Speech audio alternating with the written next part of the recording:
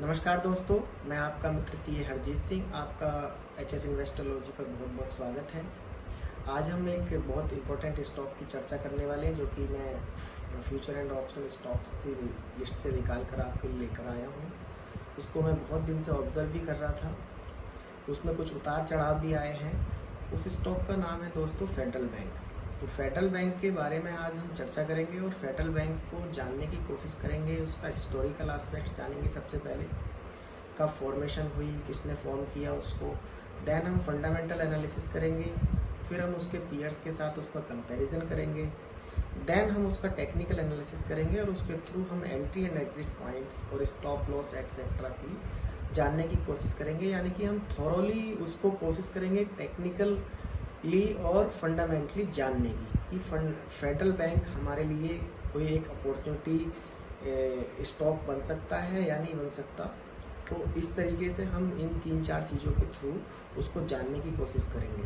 तो मैं आपसे यही रिक्वेस्ट करूँगा कि इस वीडियो को आप लास्ट तक देखें, कोई भी एस्पेक्ट आप इसका मिस ना करें, कहीं पर भी आप इसको स्किप ना करें। तो आइए दोस्तों स्टार्ट करते हैं।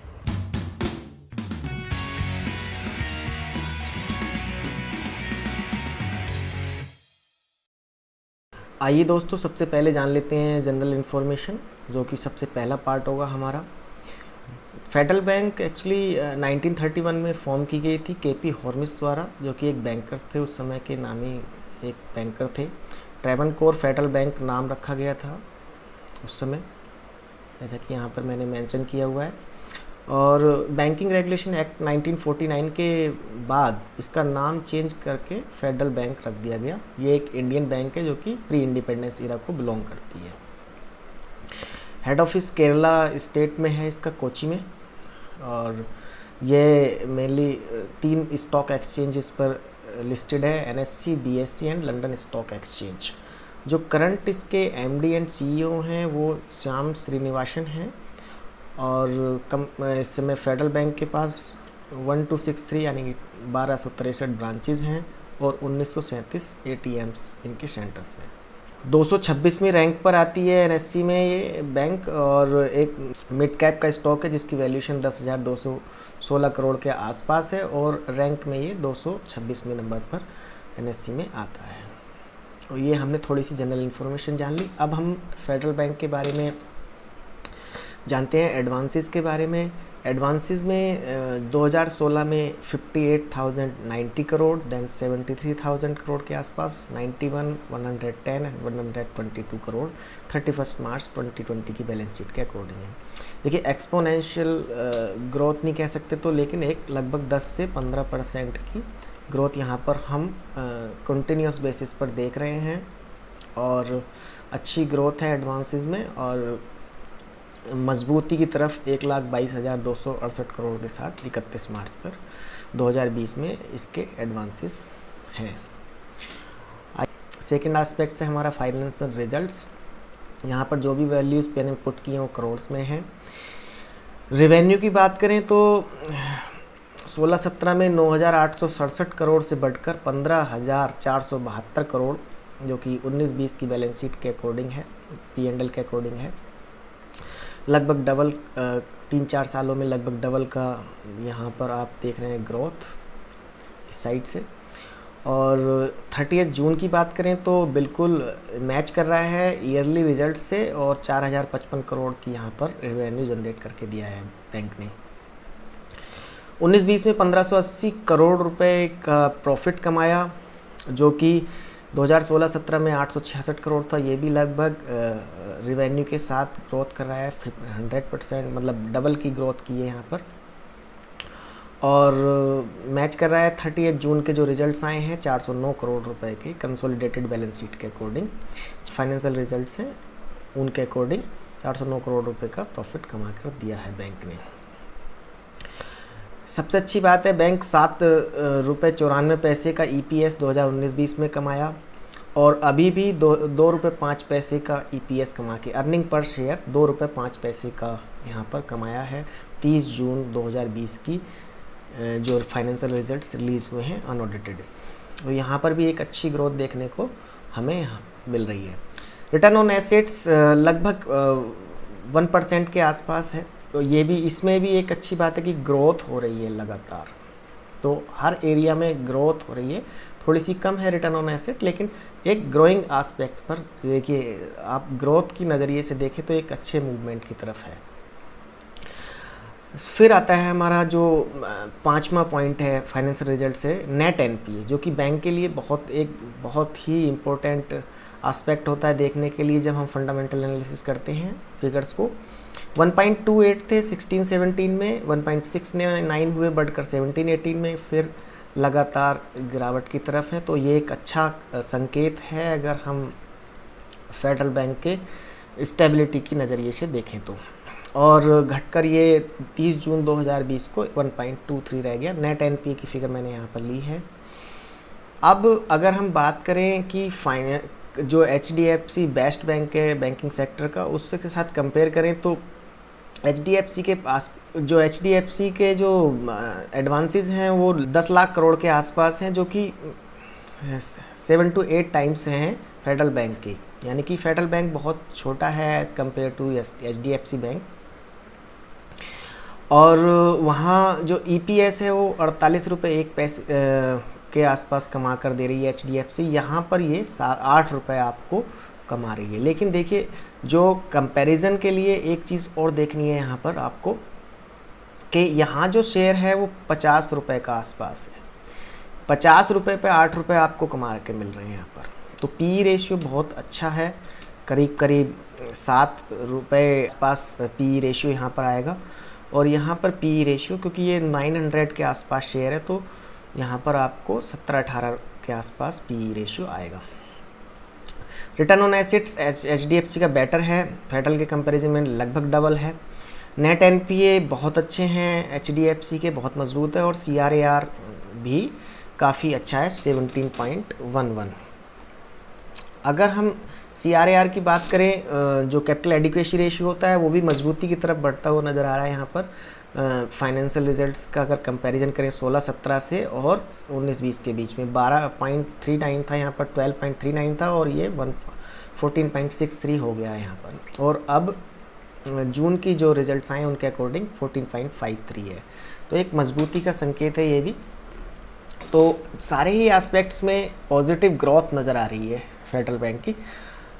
कंपैरिजन करें एचडीएफसी से तो वहाँ पर थोड़ा सा वीक नज़र आता है, लेकिन वो बहुत बड़ा बैंक है। अब हम बात कर लेते हैं कुछ इंपॉर्टेंट रेशियोज़ का, जिसका एचडीएफसी के साथ कंपेयर करते हैं। पीबी रेशियो देखिए, यहाँ पर जो प्राइस बुक रेशियो है वो 0.68 है। यानी कि जो बुक वैल्यू है वो 72 रुपये 86 पैसे है और 50 रुपये के आसपास शेयर चल रहा है। तो लगभग हमें बुक वैल्यू से भी कम वैल्यू पर ये शेयर इस समय मार्केट में फ्लोट कर रहा है। अगर एचडीएफसी की बात करें तो वो लगभग 3.5 के आसपास आती है, क्योंकि 311 रुपये का स्टॉक है, 311 रुपये की बुक वैल्यू है। और उसका जो इस समय एचडीएफसी का शेयर चला है वो 900 के आसपास है। पी रेशियो की बात करें तो मैंने बोला था कि 7 के आसपास आता है, यहाँ पर 17 to 18 आता है। तो पी रेशियो यानी कि हमें सस्ता शेयर मिल रहा है, प्राइस अर्निंग रेशियो। लेकिन अगर मार्केट के हिसाब से देखें तो हायर पी रेशियो पर ज़्यादा बाइंग होती है। लेकिन अगर 50 रुपये का शेयर हमें 8 रुपये कमा के दे रहा है तो हमारे लिए एज ए शेयर होल्डर ये एक अच्छी बात होती है।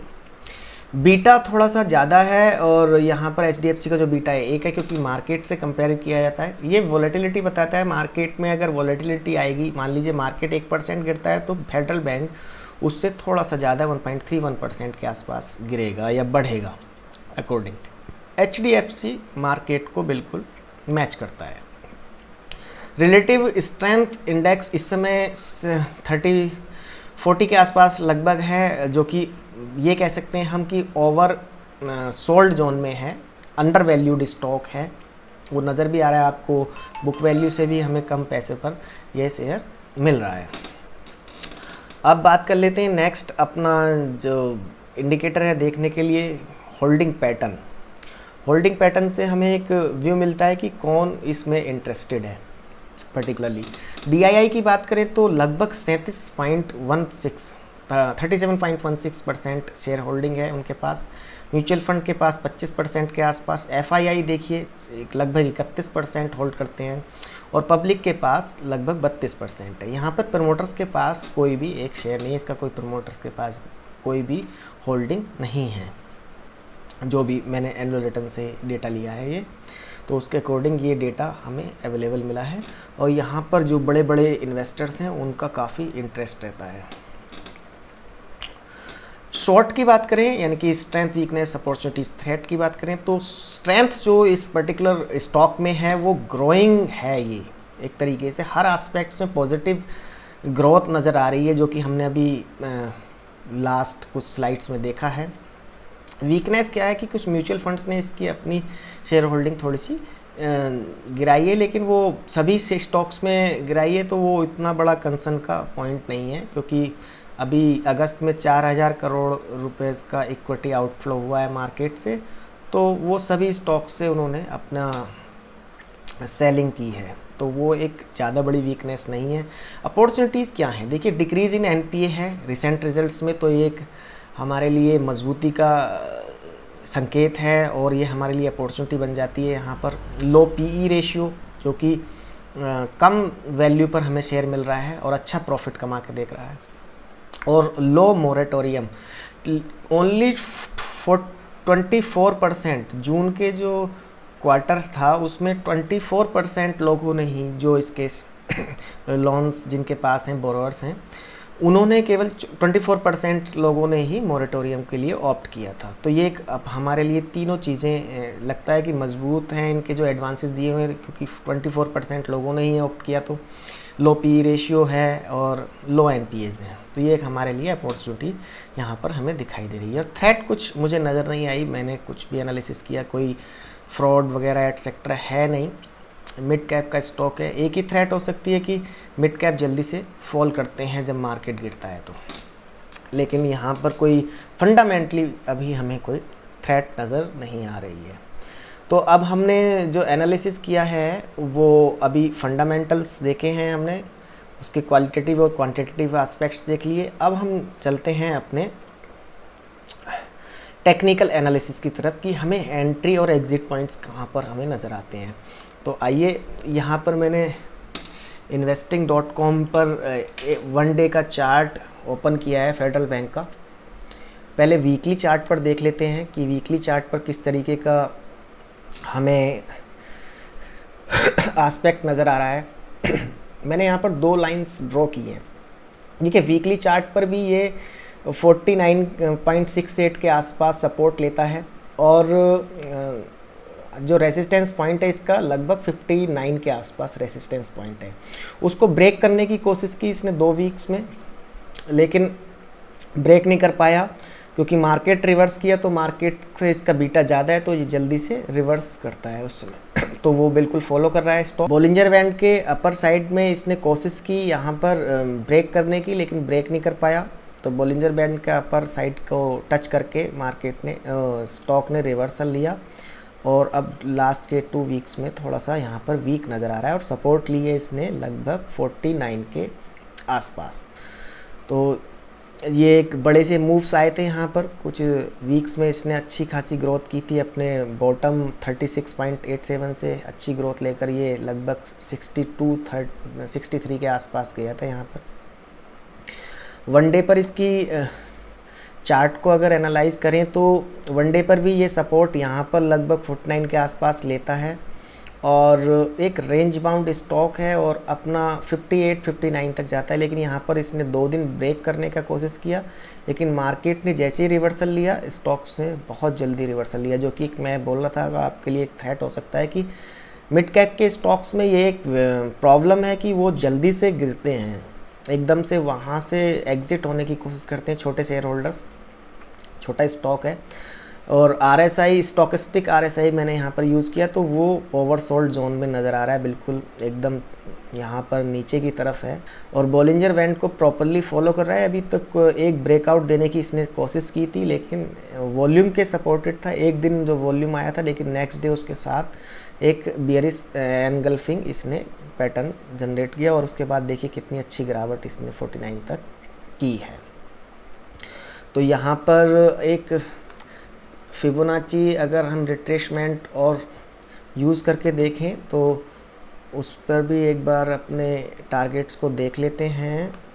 तो यहाँ पर 23.9 जो पहला फिबोनाची रिट्रेसमेंट का होता है उस पर सपोर्ट लेने की कोशिश कर रहा है, वो भी 49 जो मेरी सपोर्ट लाइन है उससे मैच कर रहा है। और इसने 38.7 57 के आसपास इसका 38.7 है, उसको ब्रेक करके ये इसने 50 के आसपास यहाँ पर जो 38.7 62 के आसपास इसने पहुँचने की कोशिश की, लेकिन वहाँ से एक अच्छा रिवर्सल लिया।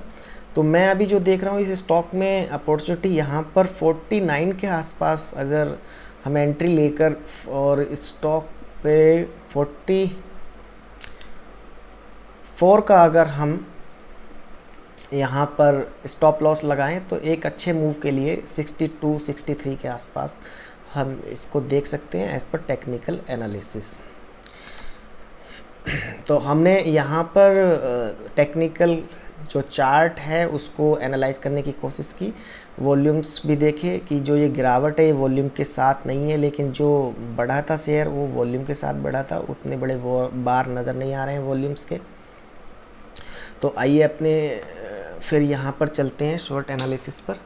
तो यहाँ पर जो हमें टेक्निकल एनालिसिस ने जो हमें टारगेट्स की नज़र आए हैं 49 पर सपोर्ट पॉइंट है और 659 के आसपास इसको रेसिस्टेंस मिलता है। इसने ब्रेक करने की कोशिश की 2-3 बार, लेकिन तीनों बार ये रिवर्स हो गया। तो यहाँ पर जो 44 के आसपास हम इसका एक स्टॉप लॉस लगा के इसको 59 के आसपास टारगेट के लिए हम देख सकते हैं शॉर्ट टर्म लेवल पर। लेकिन मार्केट नेक्स्ट वीक में हो सकता है कि कुछ मार्केट वीक नज़र आ रहा है, तो और थोड़ा सा करेक्शन इस स्टॉक में आ सकता है। तो एंट्री पॉइंट आप जब भी करें अपना एक एनालिसिस करें, सेल्फ एनालिसिस करें अगर आपको मार्केट की नॉलेज है, और या फिर आप अपना किसी फाइनेंशियल एडवाइज़र से सलाह लें बिफोर एंटरिंग दिस स्टॉक। मेरा ये डिस्क्लेमर है इस पर्टिकुलर वीडियो के लिए, और आप लोगों के लिए भी ये सलाह है कि आप इन दोनों के अलावा किसी भी तीसरे बंदे की बात ना सुने, ना मेरी बात सुने, ना किसी और की। अगर कोई आपका फाइनेंशियल एडवाइज़र है जो कि आपने अपॉइंट किया है तो उससे बात करें, या आप स्टॉक मार्केट की नॉलेज रखते हैं तो उसका सेल्फ एनालिसिस कर सकते हैं। और ये था हमारी तरफ से फेडरल बैंक का एक एनालिसिस। दोस्तों, अगर आपको ये वीडियो पसंद आया हो तो प्लीज़ इस वीडियो को लाइक करें और अपने फ्रेंड्स में शेयर करें, और ऐसे ही टॉपिक पर ज़्यादा जानकारी के लिए आप इस चैनल को सब्सक्राइब करें।